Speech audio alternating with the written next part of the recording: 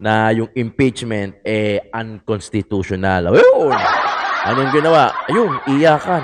Di ba? Iyakan. Ngayon, wala siyang magawa dahil yung Supreme Court Senado, na yan. hindi niya uto-uto yan si Cheese. Senate President Cheese Escudero. Kailangan pa rin na merong kasi resolution na nakalagay doon eh. Resolution na dapat manggagaling yun sa Committee on Justice. Lahat yun nilabag talaga nila eh. Talagang lantaran ng paglabag. Lusaw ang pangarap na maging presidente. Na iba, nachichismis, natatakbo daw, di umano. Nadidisturb yung kaluluwa ko. Ang galing ng term. Saktong-sakto yung term niya sa sarili niya. Nadi-disturb. Hindi mapakali. Alright, what's up mga kayon? Welcome back! Siyempre dito lang sa John Malone TV para sa issue ng bayan nating pag-usapan. Hit it, DJ! Di kami natatakot sa katotohanan. Magandang umaga, ha? Pinapakinggan. Hey! John Malone TV. Issue ng bayan ating pag-usapan. Walang kinakampihan, sumasalamin sa katotohanan lamang para sa mamamayan. Totoong laban. Mas feel ko ngayon, no? Mas feel ngayon yung kanta, sumasalamin sa katotohanan lamang. Kasama ka dito sa diskusyon. Yan na. Halaga sa solusyon. Laging alerto, mapagmatsyag, truth ang hanap. Di kami natitinag, walang palusot, walang dayaan. Diretsong usapan. John Malone TV, issue ng bayan. Ating pag-usapan. Ang sarap ng pakiramdam ngayon. Sa katotohanan lamang para sa mamamayan. Totoong laban. Walang kulay, Victory. walang kampi. Balita, talaka. Para sa bayan. Alright. What's up mga kayon? Shoutout, mega love sa inyong lahat mga kayon. Unang-una, syempre, members natin dito sa John Malone TV. Walang iba kundi si Ma'am Lorna Tavera, Cesar Puno, Melody Babaran, JU Production, Sir Larry, Florina Dacumos, Paulos Lutumbahay, si Ma'am Lorna, ulit? Danny Ubaldo, pati na rin si Manik Sangko. Maraming salamat. Meron po tayong joint membership dyan para doon sa mga gustong pumasok. Pasok lang, bukas ang pintuan, ha? Siyempre, mega love shoutout sa lahat ng viewers natin. Alam ko napaka-busy nyo. Umuulan dito sa Pilipinas. May mga bagyo na tayong nararanasan ngayon. Kaya sana nasa maganda kayong kalalagayan nyo, lalo-lalo na yung mga nanonood sa atin. Yung mga direktang naapektuhan ng bagyo, shoutout po sa inyo lahat. Mega love shoutout. Alam ko naman kaya nyo yan eh. Diba? Totoo lang. Ano naman ang Pilipino eh. Boy Gypsy ang Pilipino. Kahit saan pwede. Diba? Siyempre, madadapa yan. Madadapa. Siyempre, hindi yan susuko. Yun ang kagandahan pag Pinoy ka. Madadapa ka, oo, pero hindi ka yung tipong maglulugmok, susuko. Minsan ka, nakakapagpatawa pa yan eh. Kaya nga, bilib na bilib yung banyaga sa atin. Sabi, nasunugan na, binaha na, lagpas tao na. Yan yet, nakakatawa pa, nakakangiti pa, nakakapag-post pa ng mga joke. Minsan, may misinterpret, pero that's the way it is eh. Di ba? Pilipino eh. Ganun talaga. Okay?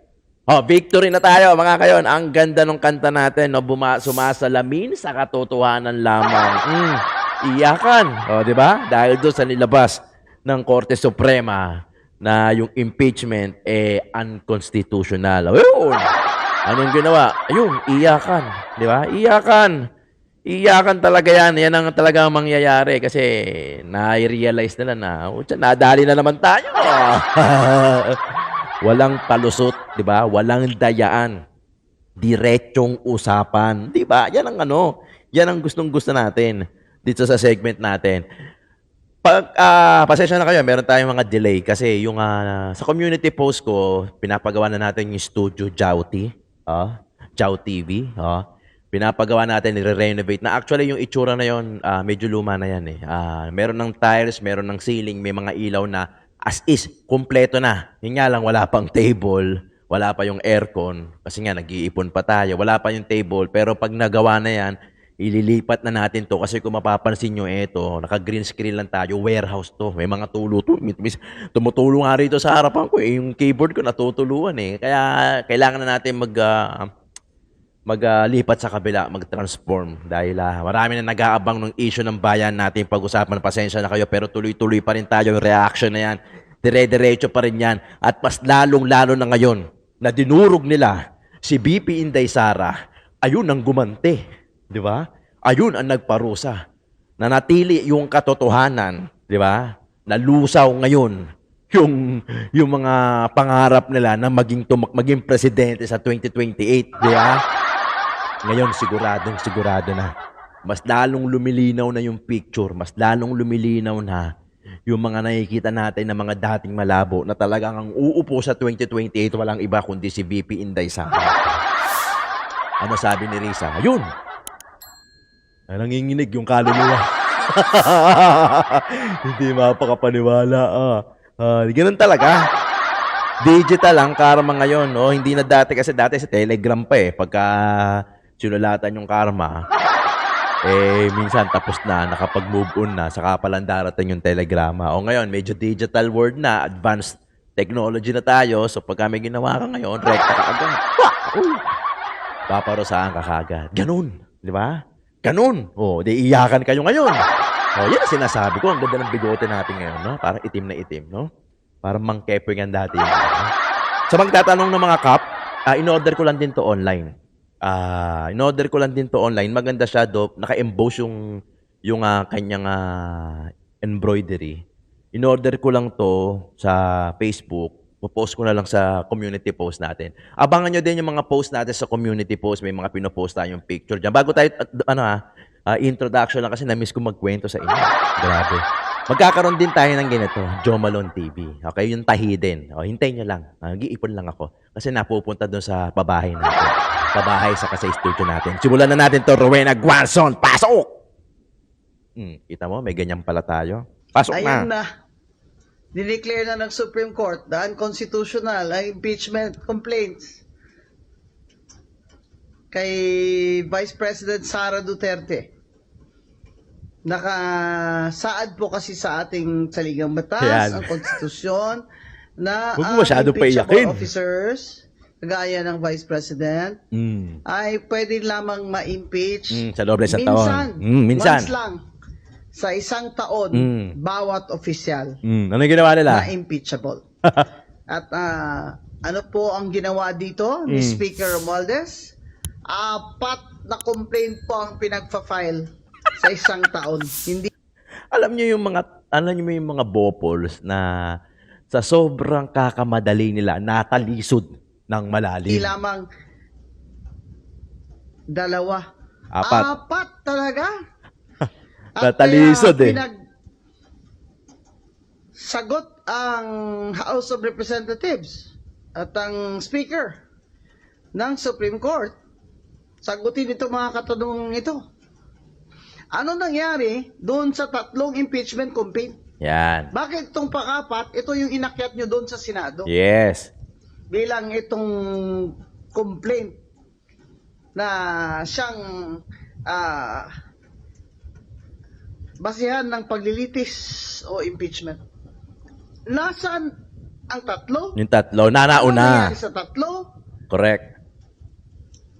Nauna yun eh. Ano nga komite ang nagpasa nito? Sinabi pa ng Supreme Court, sagutin ni Speaker. Nabasa ba ng lahat ng congressman at congresswoman ang impeachment complaint na yan bago nila pinirmahan? Malamang hindi. May narinig tayong mga haka-haka dyan, pero palagay ko totoo yun. Na pinatawag daw ang mga congressman na mga At nag-iyakan. majority. Mga congressman na under the thumb of Speaker Romualdez, pinatawag daw at doon sila nagpirmahan. Yung mga hindi pumirma, yun yung hindi pumunta o hindi pinatawag. Kaya, ang tanong ng Supreme Court, nabasa ba ng lahat yung impeachment complaint na yon? Yung pang-apat ha, bago yan pinirmahan Minadali ng mga nga. sumang-ayon? Yan. Hindi na po sumagot. Yan ho ang problema. Kung ang ating House of Representatives ay sinasabi niyang Nasabik eh. siya, ang speaker, ay hindi po niya sasagutin ang Supreme Court. Yun. O, Aba. akala mo ha? Akala mo untouchable ka na, tamba ha? Akala mo lang yun. Kaya ka lang makakita ng sabi democratic na bansa na ang House of Representatives ay ayong sumagot sa Supreme Court. Sa Amerika nga. Pag pinapasagot ng Supreme Court, sasagot talaga. Lahat ng mga opisyalis ng gobyerno. Akala nyo, Ito, malakas kayo lagi ha? Talagang saksakan na talaga ang kapangyarihan ni Speaker Romualdez sa ilalim ng administrasyon ng kanyang pinsan, ni President BBM. Ito ay isang dagok na naman, hindi lamang dagok ito. Hindi lang dagok. Talagang parusa. Parusa. Saksak ito. Karma. Ni BBM. Ang ginawa ng pinsan niyang Speaker of the House. Kakamadali, no? Ang Sa galing. pagmamadali nilang Galing talaga eh. talagang tanggalin si VP Sara para wala na siyang kalaban sa 2028, ay lahat ginawa nilang basta mapadali lang. Kaya ngayon, sasabihin pa ba niya ni Speaker na hindi siya sang-ayon at hindi sila papayag? Eh ngayon, wala siyang magawa dahil yung Supreme Court Senado, na yan. hindi niya uto-uto yan si Cheese. Senate President Cheese Escudero. Kala nila, Siyempre, makakukuha nila sa sasabihin ganun ni eh. Senate President Cheese Escudero, salita ng Supreme Court. Ano gagawin namin? Correct. Mas mataas pa ba kami sa Korte Suprema? Correct. Mas mataas pa ba ang House of Representatives Representative. under Speaker Romualdez sa Korte Suprema? Kaya yun, nag-iiyakan. BBM.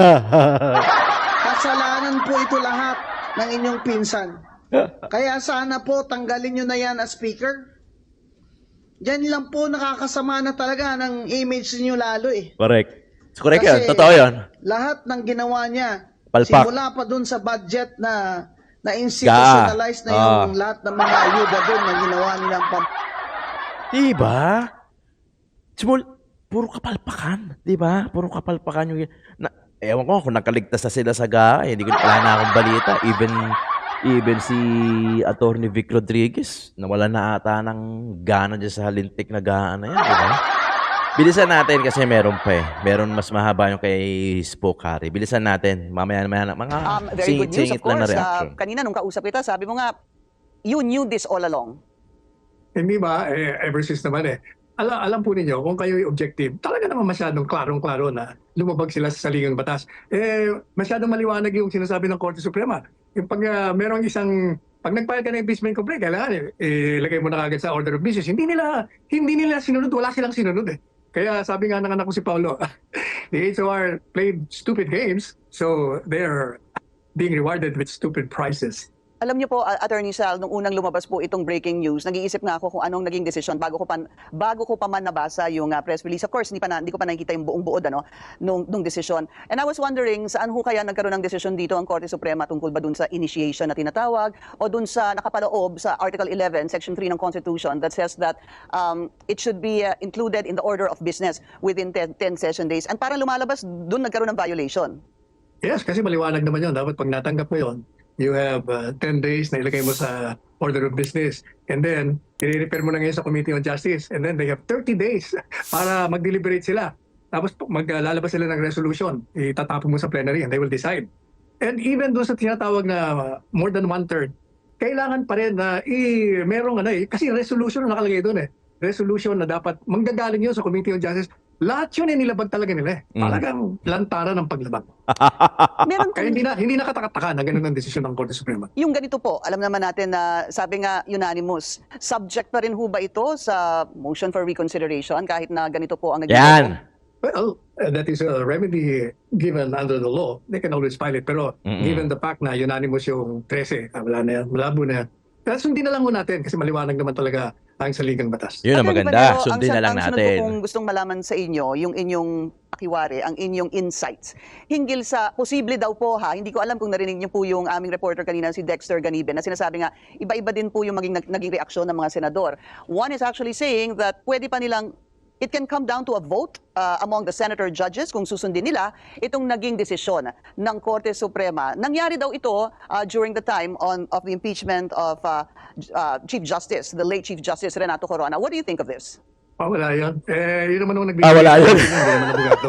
Pag abogado ka, talagang saludo kami sa Korte Suprema. Sabi nga sa College of Law namin yung desisyon ng Korte Suprema, kaugnay sa isang batas, tama man o mali, tama sila. Supreme sila eh. Yun ang Supreme binigay nga ng Supreme sa eh. kanila. Supreme Sila nga lang ang may eh. kapangyarihan na magdeklara ng isang bagay na ginawa ng isang opisyal o ayon sa ng gobyerno, sangay, na illegal. Kaya saludo na lang tayo. Isa pang tanong, Yan. Attorney Panelo, what about yung sinasabing yung mga katagang judicial overreach? Nagkaroon daw, para sa ilan, ng judicial overreach ang Korte Suprema hinggil dito. Kulit Sinasabi nyo? ko kasi nung walang galang na sa ating fraternity brand, Justice Yan. Tony Carpio. Overreach daw kasi hindi dapat daw pakialaman yung proseso ng House of Representatives. Kung nabasa nila, kung ano bang ginugo nilang oras. Madalit sabi, maraming tanong ang Korte Suprema, hindi daw dapat na ginagawa yun, overreach sa'yo. Nakakalimutan ni Justice Carpio. Yan ang problema kasi, pag bias ka ng dati, bias din ang opinion mo, na ang Korte Suprema ay may kapangyarihan na tingnan kung ang isang hakbangin o akto ng isang opisyal o sangay o ahensya ng gobyerno ay legal or illegal. At malalaman nila yon, factual kasi yun. Kaya kailangan bibigyan mo sila ng impormasyon at pruweba na Yes. hindi ka nag-abuso kasi they will determine precisely the justices whether or not there was a grave abuse of discretion. Paano mo malalaman kung nagkaroon ng malaking pag-aabuso kung di mo alam yung facts ng kaso, yung kalakaran surrounding yung mga circumstances surrounding the initiation, the transmission, and how it went about. Alright, Kailangan talaga malaman nila yun. okay, maraming salamat po sa inyong oras, former Chief Presidential Legal Counsel, Salvador Panelo. Thank you, sir. Dayo tayo sa mga nag-iyakan. Siyempre, baka sabihin nyo naman, hindi natin binibigyan pansin yung mga nag-iyakan. Bibigyan natin ng pansin yan. Pero tayo rito, lusaw ang pangarap na maging presidente. Na iba, nachichismis, natatakbo daw, di umano. Ito si Senator Risa Hontiveros sa pagka-presidente sa 2028. O, di ba? Alam nyo na yan. O, na ano na natin dito yan. O, lusaw ang pangarap. Kaya inis na inis. Yamot na yamot. O, eto, pakinggan natin yung kanyang reaction. Sinasabi. Nadidisturb yung kaluluwa ko. Ang galing ng term. Saktong-sakto yung term niya sa sarili niya. Nadidisturb. Hindi mapakali yung kaluluwa. Nakakadismaya talaga. Na Reklamo ka dun. Pwede naman eh. Di ba? Pwede naman, Senrisa. Reklamo ka dun sa Supreme Court. Pwede naman eh. Lahat naman ay entitled sa motion for reconsideration, sa I second the motion, mga ganyan. Pwede naman. Reklamo na kayo doon hanggat maaga pa. lumabas talagang ganong desisyon na hinahadlangan yung pagganap ng Senado ng Hinahadlangan daw Supreme Court. tungkulin na solong sa amin inaatas ng konstitusyon, solo sa Senado, ay hahadlangan ng Korte Suprema, pinakamataas na korte sa ibang pantay, no? Pero Ikaw na nga nagsabi, pinakamataas, tapos sasabihin mo, hinahadlangan. Ano ka? Palabasin nyo na nga to. Naiinis ako. Palabasin nyo na. hiwalay na branch of government. At marami po kaming disturbing questions tungkol sa desisyong iyon. Halimbawa, kumpara sa sinabi na dati ng Korte Suprema, bakit nila sasabihin na labag yung one-year bar rule? Samantalang sa pagkaalam at intindi namin, iisa lang namang complaint ang inaksyonan ng House at tinranspit sa amin sa Senado para upuan yan na impeachment trial court. Tapos parang ang dami pang idinagdag na requirements ng desisyon kahit para sa mga future na impeachment trials. So, in the end, we are left with yung shock na parang may na-undermine na ng accountability accountability of Yak. public office. Ito pa isa. May saglit lang Ito pa isa. May nais lang kasi ako doon sa Facebook natin eh. Ito pa isa. Iyak din. Iyak, pasok! Pagdimahin. Yan nangyari yung pagbabasura, pagbabalahura sa ating konstitusyon kahapon. Yan nangyari pagbaliwala sa separation of powers, nangyari pagbaliwala sa sariling desisyon ng Supreme Court. At narito tayo para sabihin na ipagpapatuloy natin ang panawagan at paggigiit na panagutin dapat si VP Sara Duterte sa kanyang pang-abuso sa kapangyarihan at pagnanakaw sa kaban ng bayan. At tayo nananawagan sa Senado at Kongreso na igiit ang kanyang karapatan at kapangyarihan na dapat ituloy ang impeachment trial.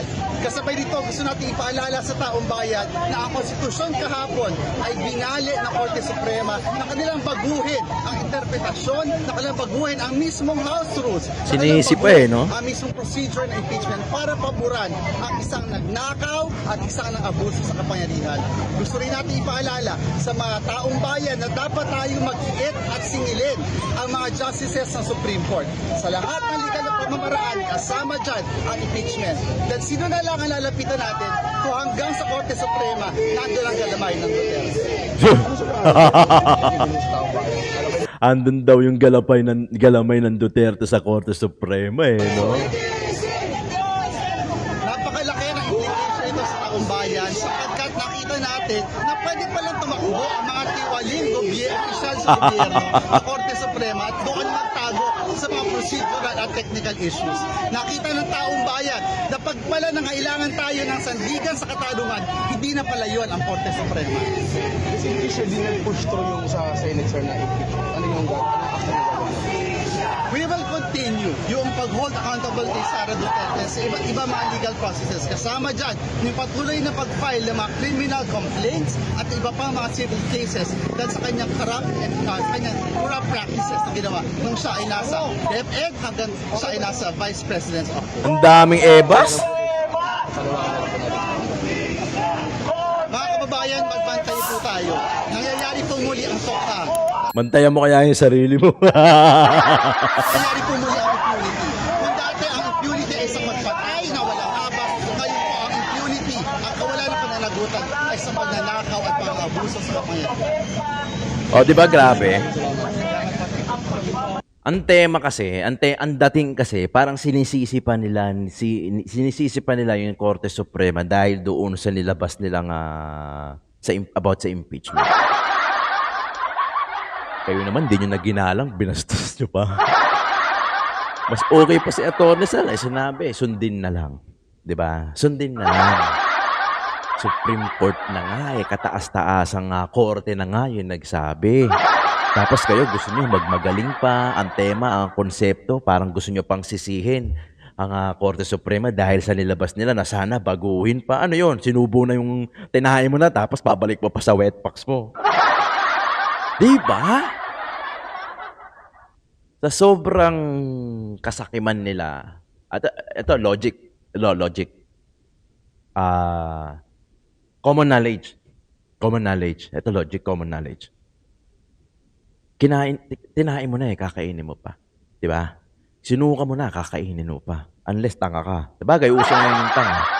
Hindi, totoo naman, diba?